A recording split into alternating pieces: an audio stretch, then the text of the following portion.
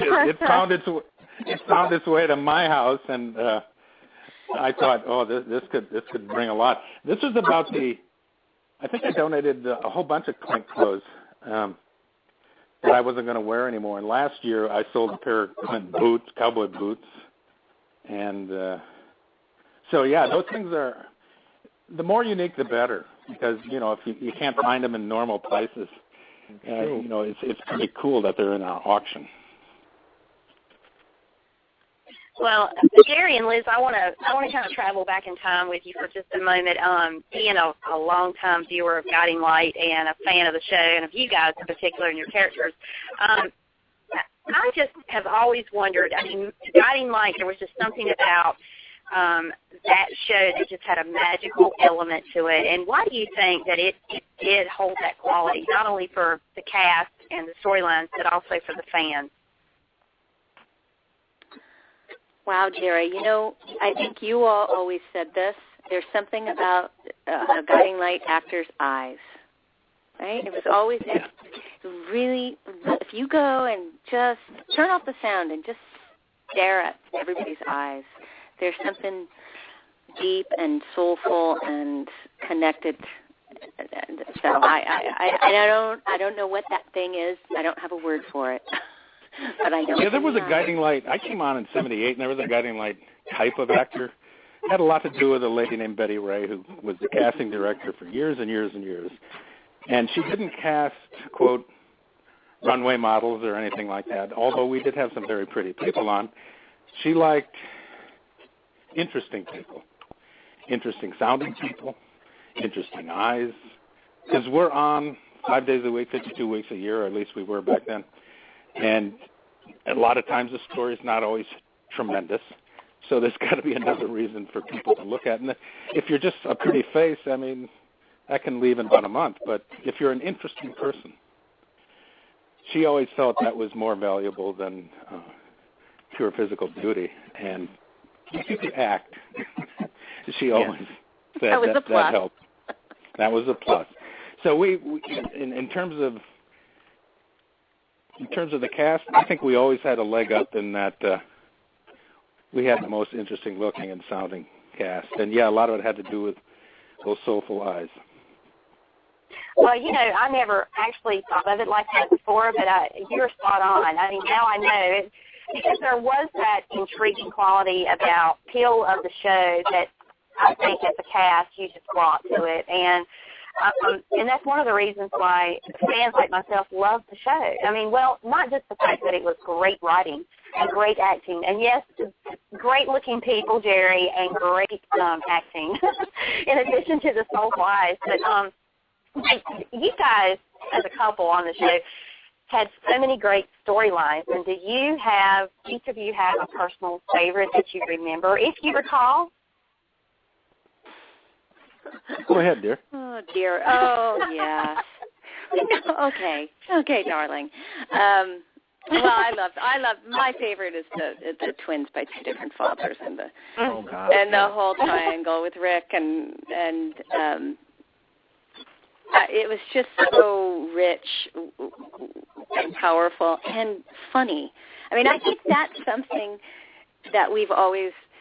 Well, I know that it's always been why I love playing Blake to Ross. It's just such a wonderful marriage of drama and comedy and heart and humor, and so even in the middle of that crazy storyline of not knowing which, if I have twins, who's the father? Oh my God, I can't.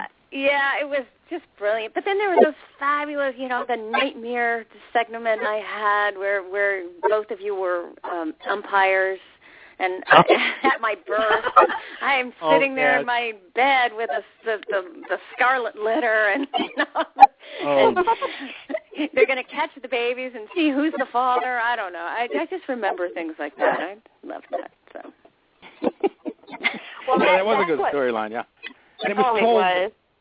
It was told at a proper pace. I always thought that. I forgot who was writing back then, but it didn't drag on. All year long. I remember being. It was all year long, but something was always going.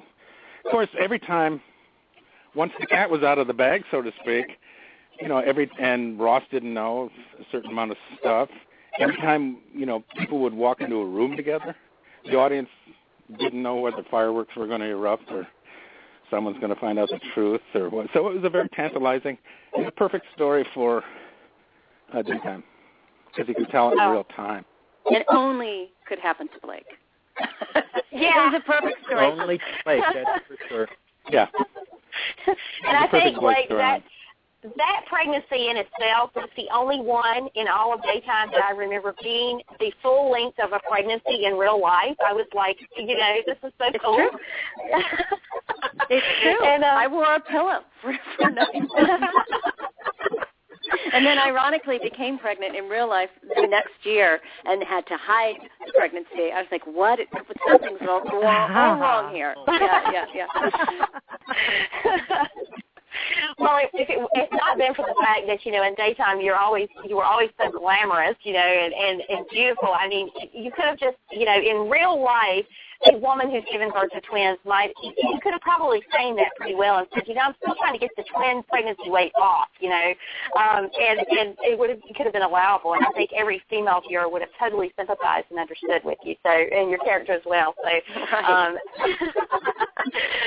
well, the thing that I was devastated, like many Guiding Light fans, when the show left the air and it was announced that it was going off the air, and it was just one of those things that I think for many viewers and fans alike, it was just unthinkable. We never thought that any soap would ever go anywhere. I grew up, soaps were always a staple. You always felt like they were always, if everything else on TV went away, daytime would be there, and it was just quite shocking. And what was the feeling when you guys found out as well, whether you were on the show or not? Just because being that the longevity of the show was what it was, it had an effect, I think, on so many people. Oh, sure. It was bittersweet. It was. I think most of us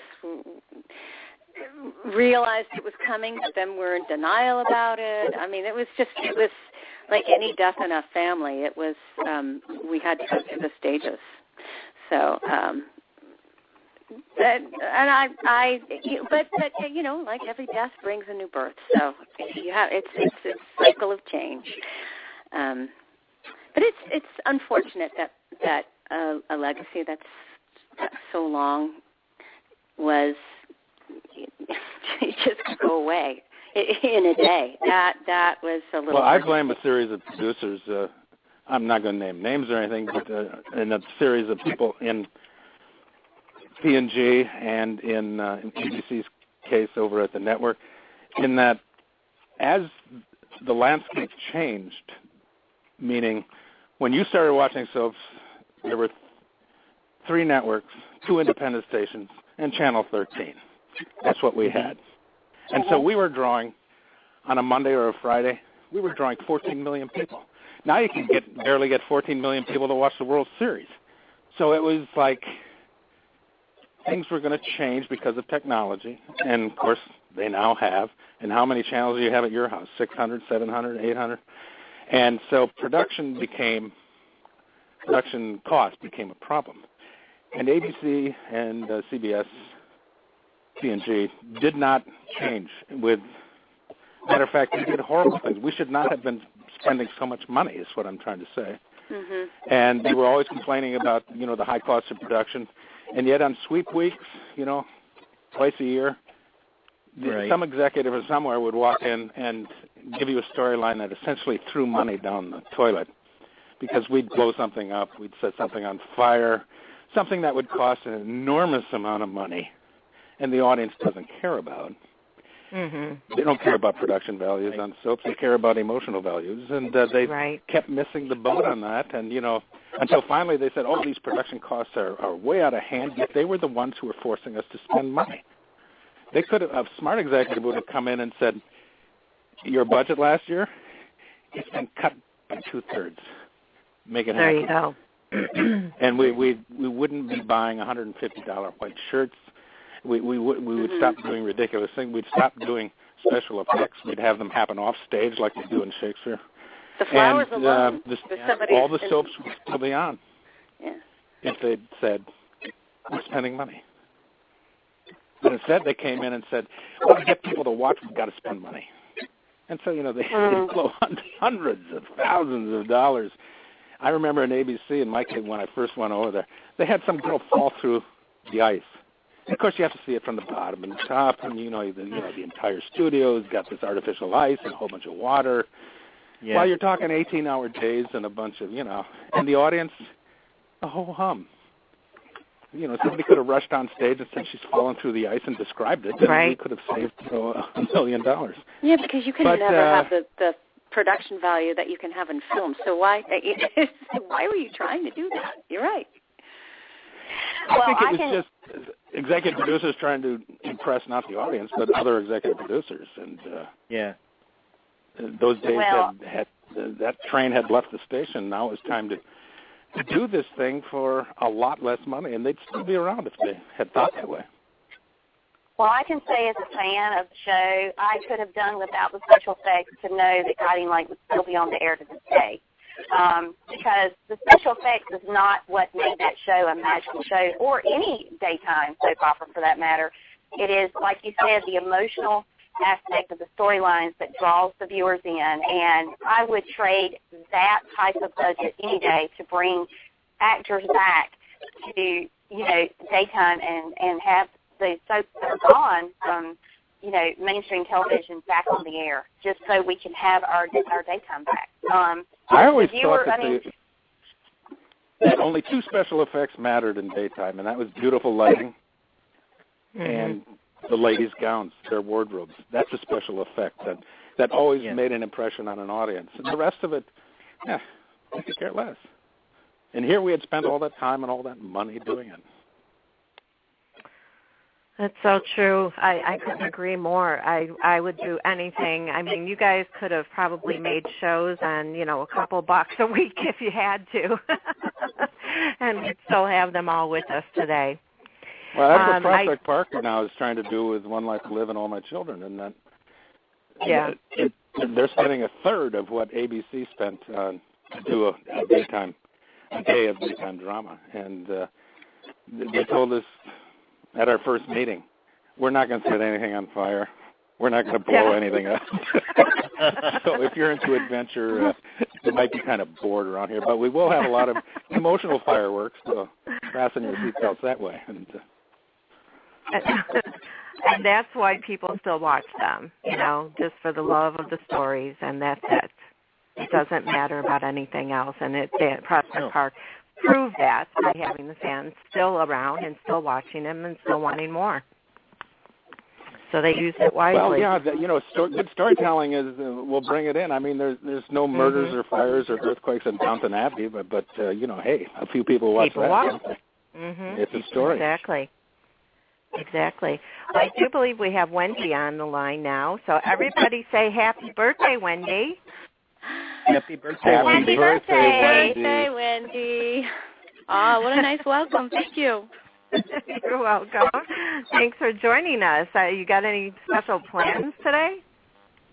Actually, they already took me out. My husband and two adult children took me out for a nice lunch/brunch and spoiled me rotten, so we've already had it.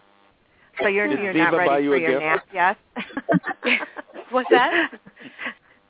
I said you're not ready for your nap yet? Yeah, Ziva showered me with lovely kisses, and the reason I didn't call in earlier is because I was outside with her, because she's very demanding, and when I pick up the phone, forget it. So I've got her in another room right now. So I have two dogs here that I have to keep quiet. Yeah, that's what I'm saying. I have two dogs here that I try to keep quiet when I'm doing a show, because my one female dog always wants to be on my lap, and when I talk on the phone like this, she gets offended.